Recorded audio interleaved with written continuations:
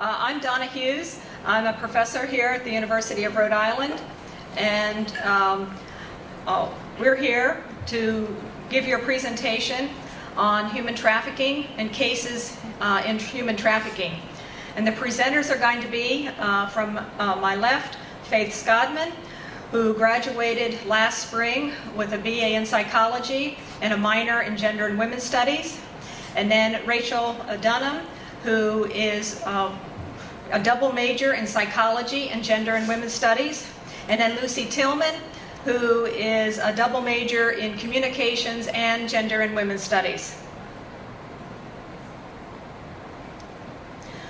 Okay, this research started last spring with 4 undergraduate students. 3 of them are here today that decided they wanted to look at how many cases of human trafficking there had been in Rhode Island since the passage of some new laws, which I'll discuss.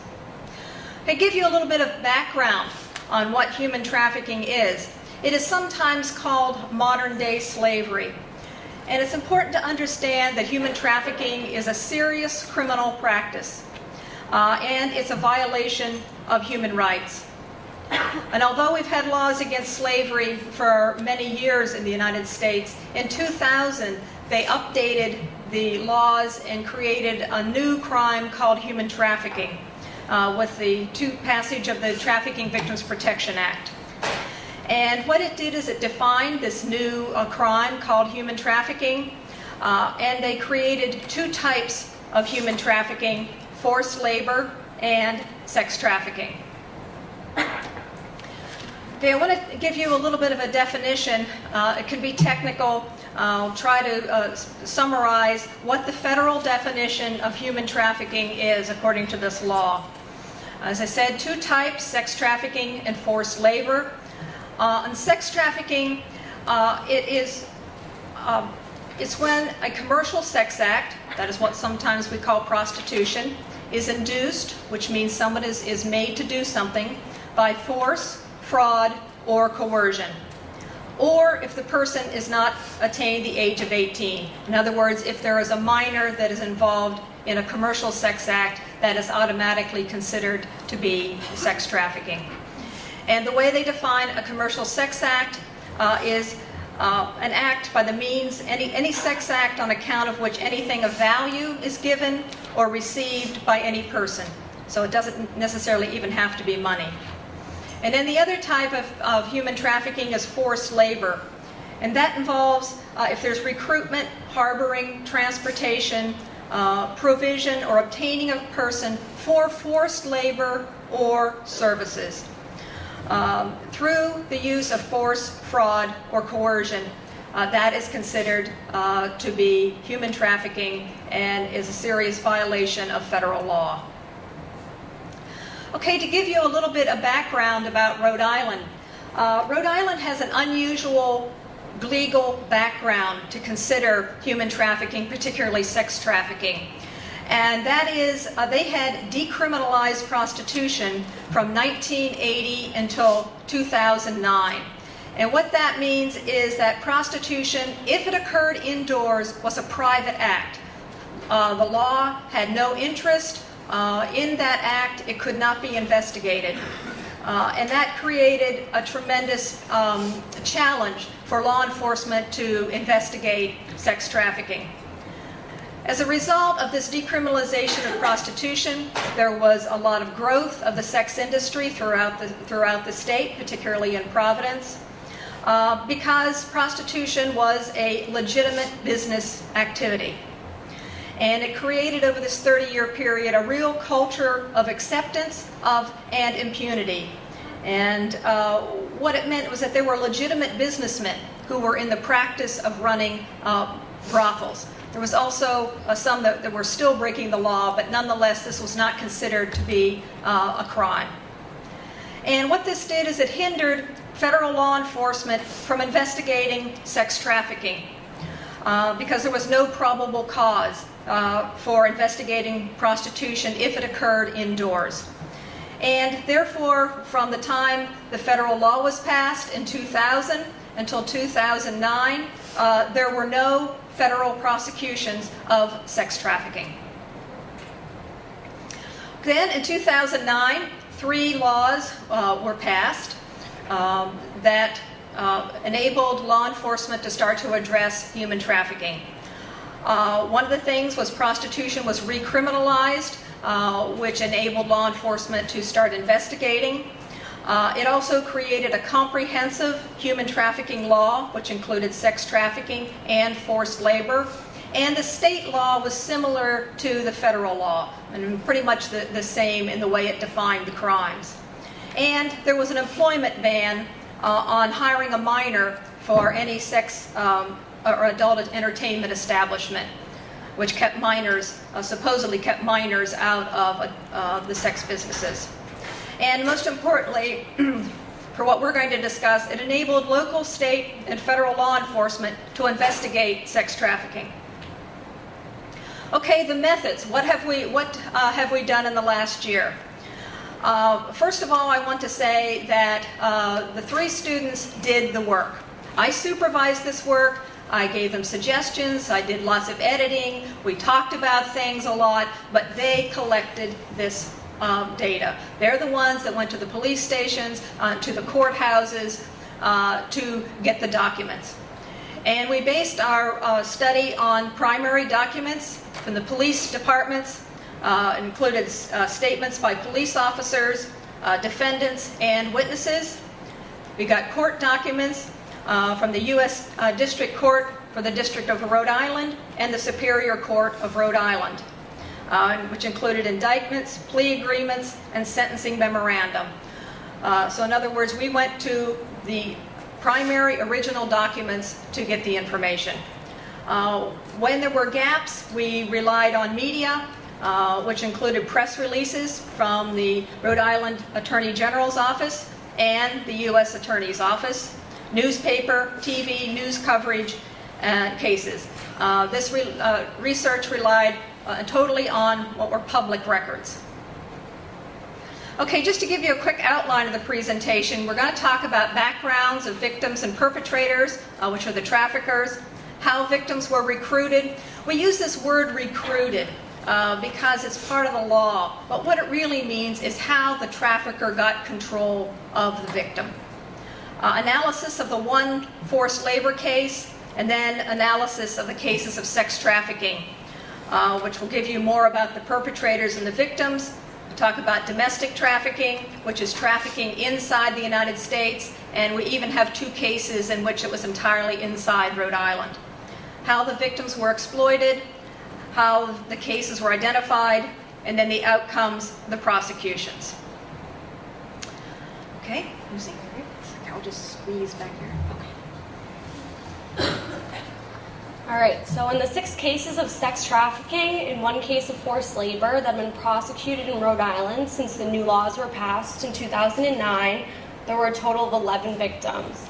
Out of the 10 victims of sex trafficking, 5 of them were minors under the age of 18, and 5 of them were adults, ages 18 and older. The victim of the forced labor case was an adult as well. In some of the cases, police indicated that there were more victims involved, but did not identify their names or their ages. 4 out of the 5 minors that were victims in the sex trafficking cases were reported missing by loved ones or had run away from group homes.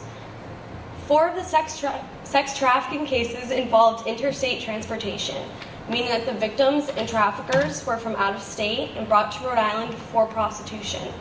In 2 of the cases, both the victims and the traffickers were from Massachusetts. In 1 case, the victims and traffickers were from New York.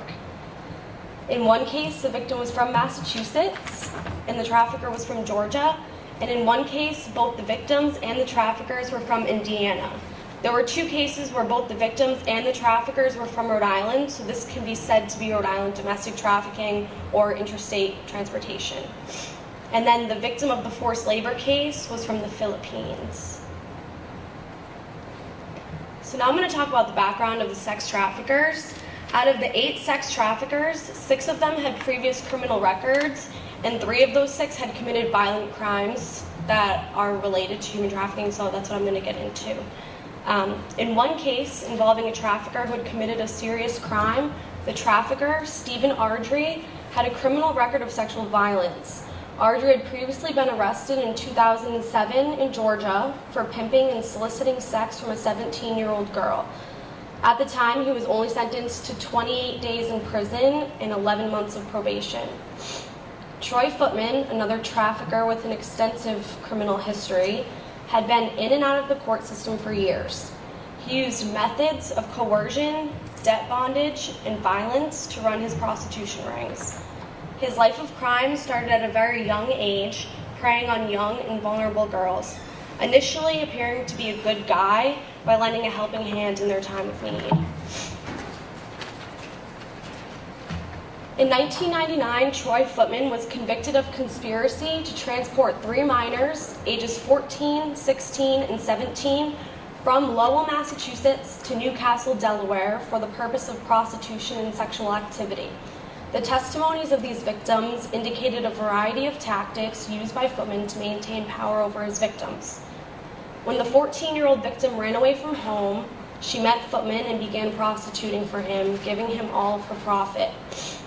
When the 16-year-old victim met Footman, he told her that he could get her a job, but instead made her engage in prostitution.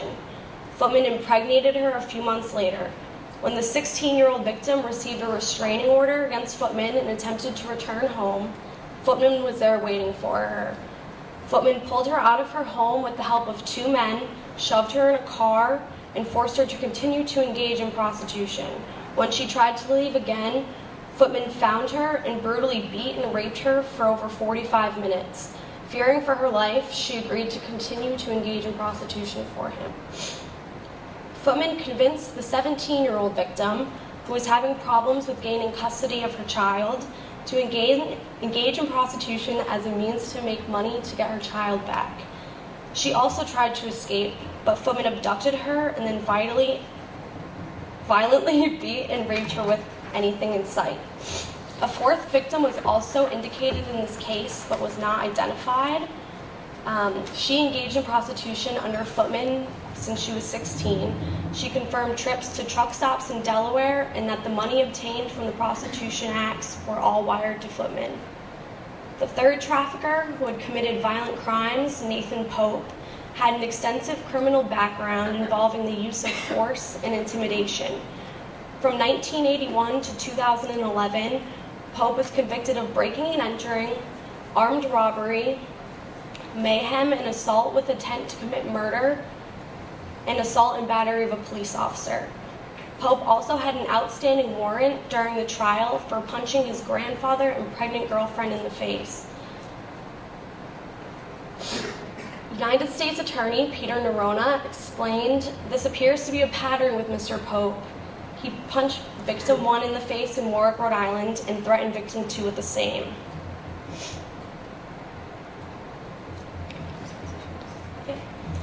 Alright, so now I'm going to talk about how the victims were recruited. So the traffickers recruited victims in various ways, involving online communication, promising the victims jobs, and gaining trust of the victims. In the first federal case of human trafficking that was prosecuted in Rhode Island, which initially began as an investigation of an assault at a hotel in Warwick, Rhode Island, the traffickers, a 47-year-old male and a 45-year-old female, recruited 2 victims, ages 18 and 45, on the internet. The traffickers coerced the 18-year-old girl in an online chat room to engage in prostitution. The traffickers also met the 2nd victim, who was 45, in an online chat room. The 2nd victim told the traffickers that she had 7 children and was separated from her spouse. The male trafficker propositioned her to work for the couple in prostitution and promised her that he didn't beat his girls and that she would be safe. Contradictory to his assurance of their safety, the perpetrator had an extensive history of using force, intimidation, and violence to get his victims to do as he said. The victims left with the male trafficker on a planned road trip across the Midwest to New England with the intent to use the women in prostitution. In the 2nd federal case of sex trafficking that was prosecuted in Rhode Island, the 30-year-old male trafficker recruited the 17-year-old developmentally delayed teen online. The victim's mother stated that her daughter liked to meet and talk with people on the internet. When her mother went to go pick up her daughter, at the public library in Medfield, Massachusetts, her daughter was not there. The victim's mother immediately reported her missing. Surveillance images show the 30-year-old trafficker leaving the library with the victim. The trafficker took the victim across state lines and forced her to engage in a commercial sex act. 1 year after the passage of the Rhode Island state human trafficking laws, the first state case was identified and prosecuted. In this case, the 19-year-old victim left home in Yonkers, New York, with the trafficker and his partner. The victim claimed to her mother that she loved the trafficker and that he had a job as a waitress for her.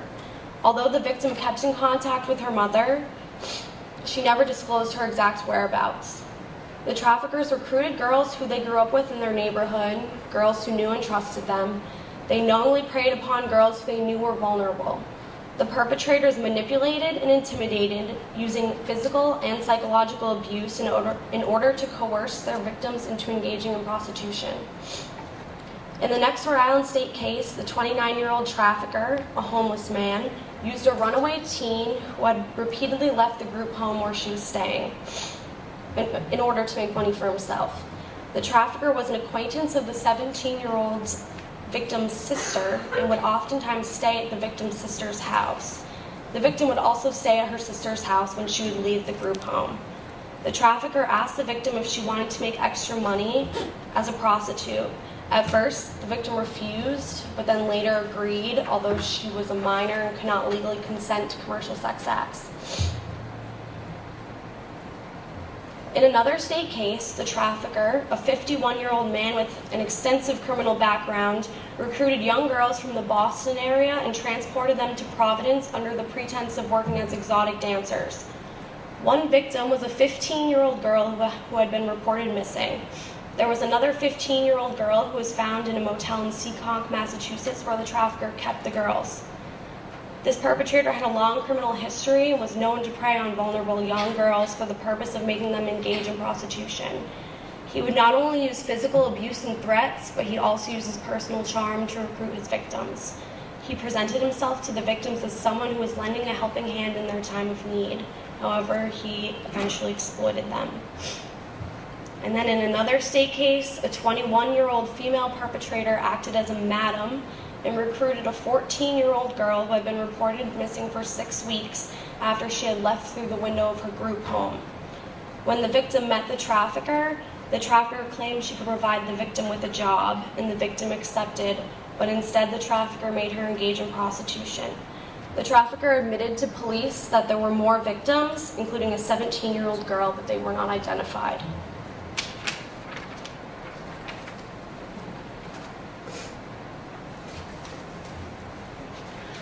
In 2011, the first and only forced labor human trafficking case in Rhode Island was identified. The victim, a 39-year-old woman from the Philippines, came to live with and work for the accused trafficker, his wife, and their 5 children. She had previously worked for the accused trafficker in the United Arab Emirates. The accused trafficker, a 46-year-old military officer from the United Arab Emirates, was living in Rhode Island while attending a program at the Naval War College in Newport. This was the only case involving a foreign national, either as perpetrator or victim. The forced labor case resulted in both a federal criminal case and a civil suit. The victim came to the United States under the pretense that she would care for the accused trafficker's 5-year-old son, work 40 hours each week, and be paid $1,600 a month. This was not the case. She was forced to work an average of 119 hours per week. She was required to maintain a 5-bedroom and 3-story home, as well as care for the accused trafficker's 5 children, cook 3 meals a day for the family, clean the house, launder and iron all of the family's clothes, take out the trash, wash the cars, and clean the garage and yard. The victim was not allowed to leave the house without the accused trafficker or his family. He seized her passport and told her not to run away because he had the support of the United States Navy. The accused trafficker sent a total of $410 to the victim's family in the Philippines as compensation for her 2.5 months of labor. While living in the United States, the accused trafficker was making $32,000 a month. In each of the 6 sex trafficking cases identified, traffickers used online prostitution advertisements to solicit sex buyers. Oh, that's actually Faith. Switch on over. Doing the shuffle with this face. Of the 6 cases of sex trafficking, 2 were federal cases and 4 were state cases. Of the 4 state cases, the last 2 listed on the slide are still pending. The next scheduled court date for both traffickers are in December. There were 8 perpetrators of sex trafficking. In 2 cases, men acted alone. In 1 case, a woman acted alone. 2 cases involved teams. Of these teams, 1 case involved 2 men, and another case involved a man and a woman. There were 10 victims of sex trafficking, 5 victims were minors, and 5 victims were adults. Police indicated there were more victims in some cases. To review what Lucy said, all of the cases of sex trafficking were U.S. domestic sex trafficking. 4 cases involved interstate transportation. 2 cases involved victims and perpetrators from Massachusetts. 1 case involved victims and perpetrators from New York. And 1 case involved a victim from Massachusetts and a perpetrator from Georgia. There were 2 cases of Rhode Island domestic trafficking, and both the traffickers and the victims were from Rhode Island, and the trafficking occurred in Rhode Island.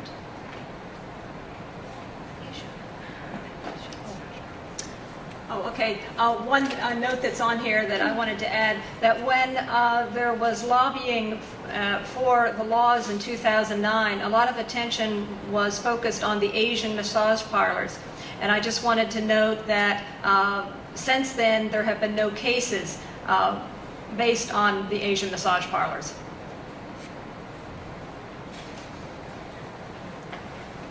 Shuffle back over here. Okay, so as I said, in each of the 6 sex trafficking cases identified, traffickers used online prostitution advertisements to solicit sex buyers. 5 cases involved the use of Backpage.com, a site widely known for carrying prostitution advertisements. 1 case did not specify the site that was used. The traffickers often photographed victims in provocative and sexually explicit poses. The traffickers used fake names and false ages, all older than the victim's actual age. In 1 case, the ethnicity of a minor victim was advertised. It was titled Cape Verdean Paradise $50 Special and had the following description. Hello, my name is Jessica. I am 20 years old and willing to make your night wild. Hit me up if you down to handle what I got. The description in another case read, a pretty and petite blonde, age 19, available all day for upscale gentlemen looking to spend some time together. After implementing the use of online prostitution advertisements, the sex traffickers would set up appointments with potential sex buyers. In 3 of the cases, these appointments took place in hotel rooms. In 2 other cases, these appointments took place in apartments, and 1 case did not specify where the appointments took place. 1 female trafficker set up between 45 and 50 appointments for a 14-year-old victim within a span of 30 to 45 days. The victims were sold for a large range of payments. 1 minor victim, who was described as developmentally delayed, was sold by her trafficker for $40 and 2 packs of cigarettes. Sex traffickers used a variety of tactics to control young girls. They used psychological, physical, and sexual violence as a means to maintain power over their victims.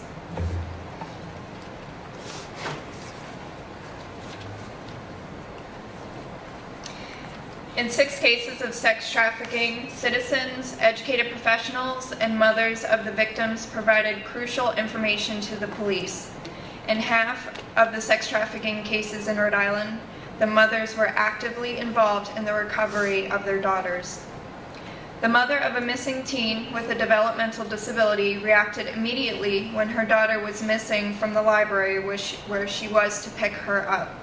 Her mother appeared on a news interview calling for the return of her daughter. She involved the community in looking for her daughter, and as a result, a citizen in Rhode Island spotted the trafficker and the teen on the street and called the police. U.S. Attorney Peter Nerona publicly expressed his gratitude for the citizen's tip that alerted the police to the victim's location. He stated, "This individual's quick response by notifying law enforcement was paramount to putting an end to the anguish of the victim's family was experiencing and not knowing their daughter's whereabouts. By alerting law enforcement, he furthered the investigation, which led to the arrest and detention of the trafficker." In another case, a mother found her 14-year-old daughter's picture on a prostitution advertisement website. She called the number listed on the ad. The trafficker, a woman, hung up on her. The mother then called the police. Although the girl kept in touch with her mother every 2 to 3 days, she never disclosed her location. A mother identified the first state prosecuted case of human trafficking. She called her daughter repeatedly for months after her daughter left with a neighborhood man who promised her love and a job. On one occasion, the trafficker answered the victim's phone and told her mother that he didn't know where her daughter was. Meanwhile, he had locked her up, drugged her, and enslaved her, denying her food and water as he lived the high life. A sergeant for the Providence Police Department commended the mothers for their involvement in this case. He credited the mothers with pursuing their daughters until they were found. He said the mothers never gave up on their daughters. A staff member of a group home called the police after a 17-year-old resident told her that a man had taken explicit pictures of her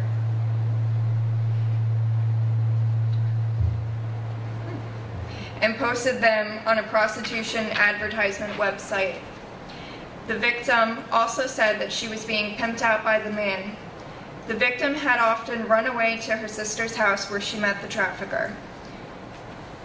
Out-of-state police, as well as the Department of Homeland Security, notified detectives in Rhode Island that a 15-year-old teen who had been reported missing was possibly working at a strip club as an exotic dancer. In the first federally prosecuted forced labor case in Rhode Island, the victim escaped from her trafficker and alerted police about a military officer from the United States Emirates who forced her to work as an unpaid servant. A citizen alerted hotel security when he heard commotion in the next room. The police were later contacted. In the beginning of the investigation, police treated this as a domestic disturbance. The trafficker had assaulted the victim in the hotel room and stole her belongings before he left with the second victim. The trafficker and the second victim were later apprehended together in Connecticut. Out of the 6 cases of sex trafficking, 2 are still pending, one including a trafficker who has been prostituting young girls since 1997, and a 21-year-old female trafficker who has been prostituting girls as young as 14 years old. Out of 4 completed prosecutions of sex trafficking, 6 traffickers were sentenced to variations of prison time and probation. The longest sentence given to a trafficker was in the first state prosecuted sex trafficking case. The trafficker was sentenced to 20 years, but he would only have to serve 10 in prison. His accomplice received a sentence of 10 years, but would only have to serve 1 in prison. In another sex trafficking case involving 2 traffickers, the female trafficker claimed that her participation was a victimless crime. However, United States Attorney Peter Nerona made it clear the defendant was not a madam. The defendant was a madam, not a victim. She was sentenced to 1 year in prison. In the first federal criminal case of forced labor, the defendant was found innocent of all charges.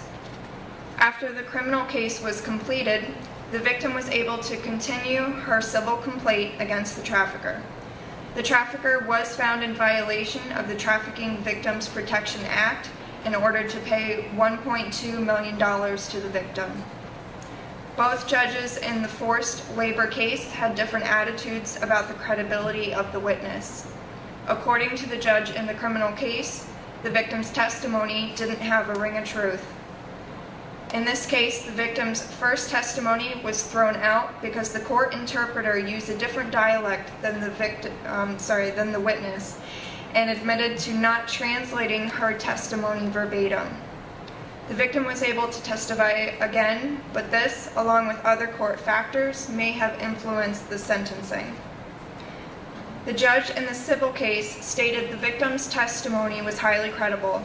He stated that the victim's testimony about the conditions of her employment and her treatment were compelling and believable. Okay, and I'm just going to conclude some things saying that what we found is that both forced labor and sex trafficking exist in Rhode Island. They're not something that just happens in other countries or even in other states. They're right here. From our conclusions, what we learned, we think that there needs to be more awareness about forced labor. We believe that there are likely more cases out there that are not being identified. Also, our findings were consistent with other cases around the country, and that is that there were many minor victims of sex trafficking who were runaways or missing teens. And one of the things that I think surprised us a little bit, and that is how active family members were, particularly mothers, in keeping track of the victims, often by cell phones, even though they didn't know where the victims were, and even looking for them online. I think as more people understand that Backpage is being used for to advertise victims of sex trafficking, more and more parents are going online to look for missing teens. And so we find that mothers and parents are actually more active in pursuing their daughters and trying to find them than maybe we had previously understood. Okay, also, consistent with other cases of sex trafficking around the country, the role of the internet was central in most of these cases. There was online recruitment of some of the victims, and then there was the use of the online prostitution advertisements. One of the things that we noticed was that there were no sex buyers arrested in connection with sex trafficking. But just 2 weeks ago, U.S. Attorney Peter Nerona, who happens to be in the audience, thank you very much, announced that they were going to start investigating sex buyers in connection with sex trafficking cases. So we think this is really a big step forward, and thank you very much.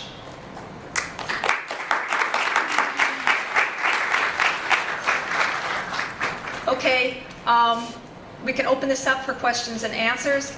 One of the things I should say is to thank the deans in the College of Arts and Sciences for supporting this research.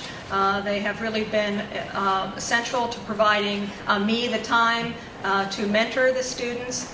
And we really need to recognize the police departments, the courts, and the Attorney General's office and the U.S. Attorney's office for being so supportive when students were looking for information. Questions?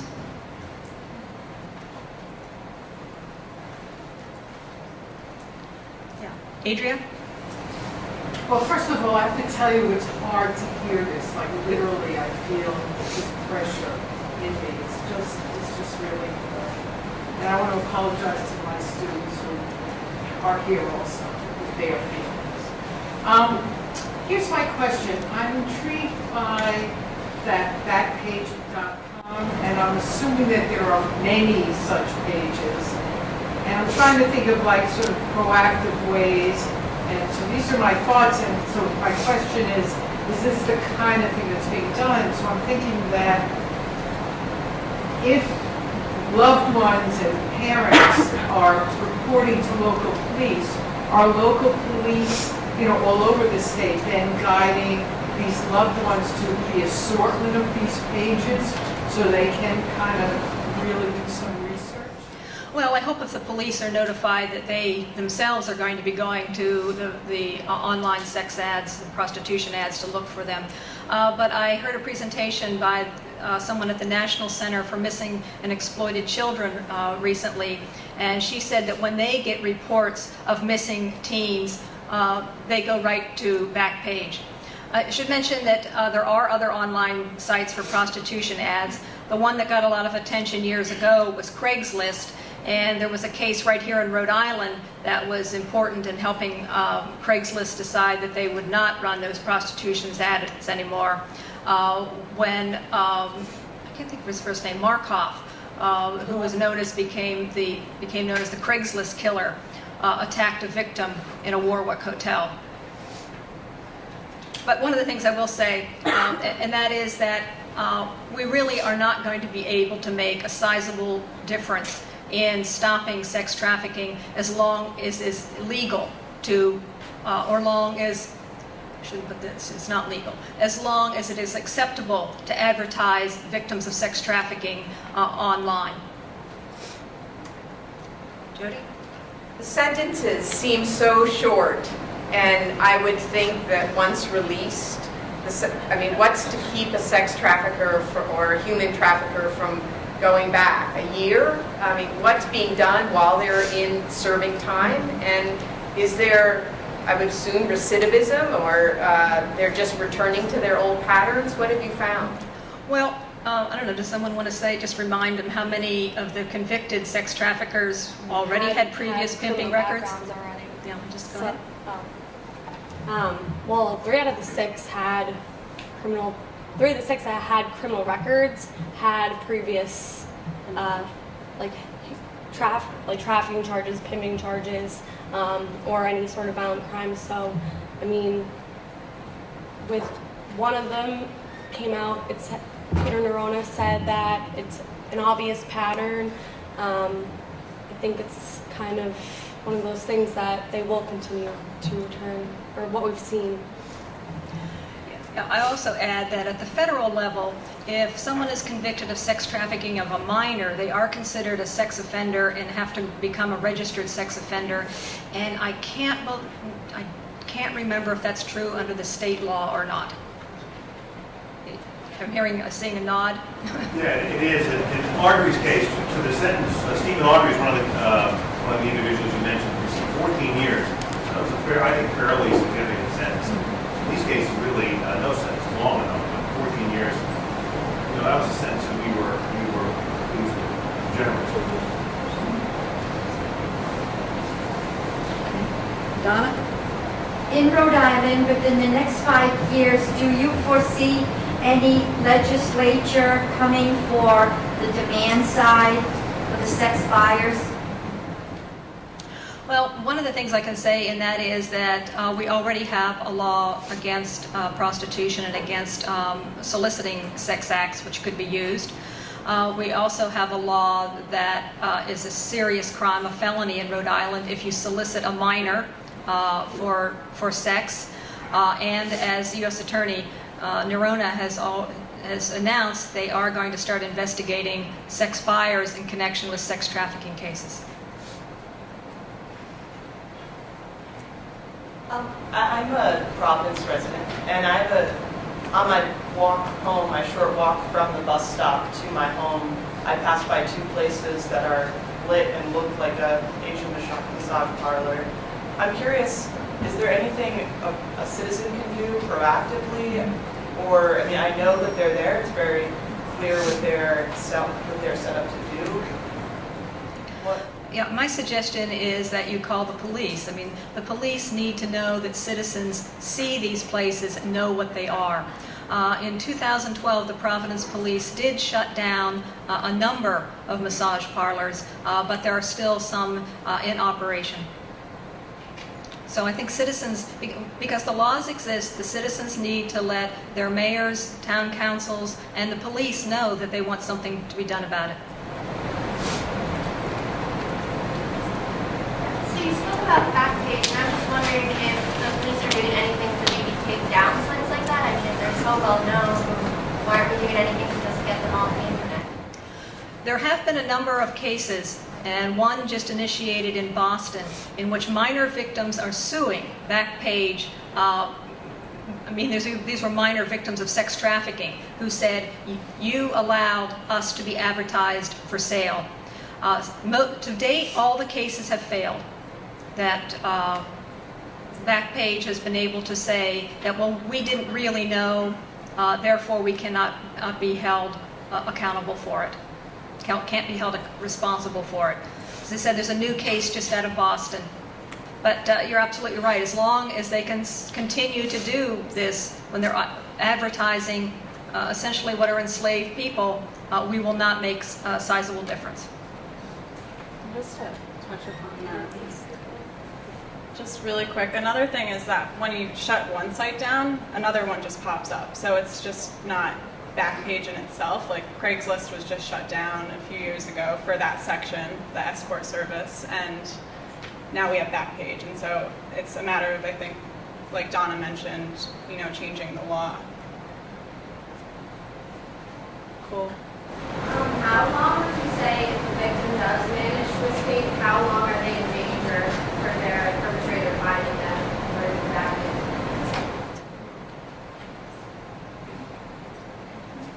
I think someone wanted to know if a victim escapes, how long are they still vulnerable?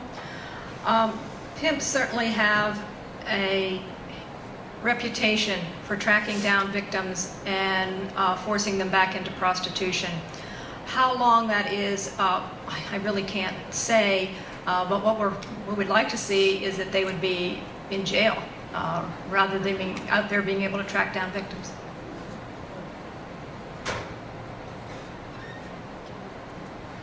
Do these girls who leave their families or leave the homes do it knowing that they're going to move into prostitution? Or are they sort of naive and just think they're going to make it on the streets? I think, okay. Shuffle on over. I think it just really depends on the case. With these specific cases, some of the girls, they go AWOL from their group homes. They just go to hang out, to get out of the place, and then come back whenever, just as if they were to leave their home, go hang out with friends and come back. However, they're usually, traffickers can spot their behaviors, their age, their, certain vulnerabilities, and be attracted to come recruit them.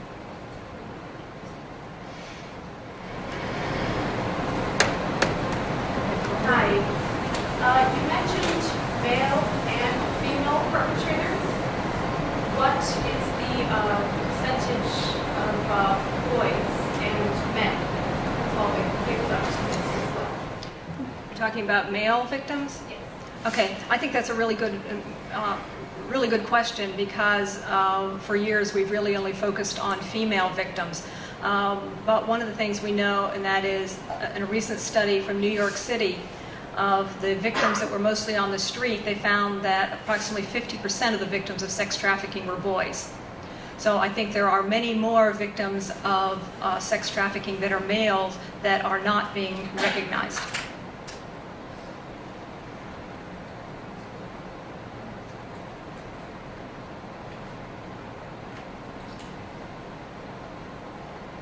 Yeah. I don't know if you came across this in your research, but for some of the victims that were found out, were there any services given to them to help them readjust back into regular life? Or? Yes. That varies on where they went. Some of the victims probably will return to Massachusetts where they got services there. But here in Rhode Island, Day One is the agency that provides services to victims. And there's Peg Langhammer. She can tell us all about it. Thank you. Peg is the director of Day One. Thank you. Please tell us. So, thank you, Donna, and thank you for your great work, all of you. This is wonderful, wonderful, and I think we're just beginning in Rhode Island to embrace this in a very multidisciplinary way. U.S. Attorney Rona is here. I'm sure there are others who are involved in this. Donna, you've been having leadership here at URI. So bottom line, so day one, day one is just one piece of a response to all of this. We are the statewide sexual assault coalition, and we do provide individual and group trauma treatment for young women and adults who have been in this life. So we are providing that. We're also part of a statewide task force that meets at day one, but really is a team approach, an amazing team that consists mostly of law enforcement, U.S. Attorney, State Attorney General, lots of law enforcement, Homeland Security, FBI, all kinds of, but also Hasbro Children's Hospital, DCYF, and others. I'm moving up, but basically what we're trying to do in a nutshell is create a team response to this issue, which we know is so pervasive. We're getting calls on cases every week at this point. And so I would just say, without going, this is your event, I would just say that all of you can play a role in this by understanding what to look for and by understanding that these girls, what we hear again and again from them is that they say, no one ever asked me about this. No one ever asked me if something was happening to me. So what I would say is that this absolutely takes a community response, and that if you all have any suspicion, I agree with Donna, call the police, but also ask the questions. Ask someone, is anyone asking you to do anything sexually or any other way for money? Or if ask the questions, because we do hear that these girls say, if anyone had ever asked me, I would have talked about it. And so that's why they don't. And it takes so long for them to want to move beyond it, because it's such a brainwashing, terrible self-esteem, terribly abusive, all of those things which you've talked about, I'm sure. And so you all can play an important role in addition to your knowledge about it and understanding it. But it is really in our community. I know you talk about the brothels and the massage parlors, but what we're dealing with on a weekly basis are our kids, 13, 14, 15 years old, Rhode Island residents, community members, who are coming down from Boston and then going to New York. But they are our kids, and it's only the community that will make a difference in this. So I guess that's what I would say. Day one, statewide organization, based in Providence, cover the whole state, 401-421-4100, but for all of you, day1ri.org. Thank you.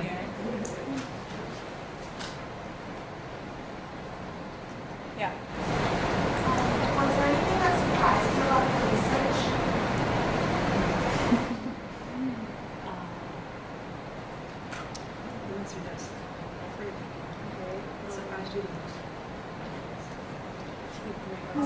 Repeat the question. The question was, what surprised us the most in doing this research? I think one thing that was, it's all sort of hard to read through and hear. One thing for me was the online prostitution advertisements, just hearing these descriptions, the fake names, the fake ages, where and how the victims were photographed. It was just really sort of put a face to the name, I guess. And so that was surprising for me personally. I think what was the most surprising for me was the ages, because there were girls who were 14, and I think about where I was when I was 14 and how little I really knew about the way the world works. And it is a very vulnerable age, especially for both boys and girls. And it's when you're developing yourself and your self-esteem, and I think that's what was most shocking to me, is that people are able to take advantage of such young, vulnerable people. I'd have to agree with Rachel with going on some of the websites. Before we started this research, Donna had us go on a couple of these websites and kind of look to see how these men were posting these women and girls and speaking about them, and just, their merchandise. They're not humans. They're, what they can do for them, and, not caring about their feelings, that they're a person. So I think that was actually the hardest and most surprising in the beginning of the research.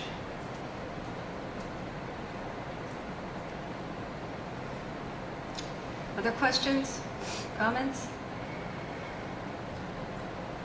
Mothers who were actively seeking their children. Is there some sort of like mother-based kind of coalition of sort that maybe came out of any of these cases that would then kind of enable other mothers to feel empowered? Not that I know of, but that's a good idea. I know in Russia, there were a lot of mothers that started to get together to look for their missing daughters because the trafficking out of Russia was so serious. So it's something that, a mother's coalition here could be, I think, very valuable.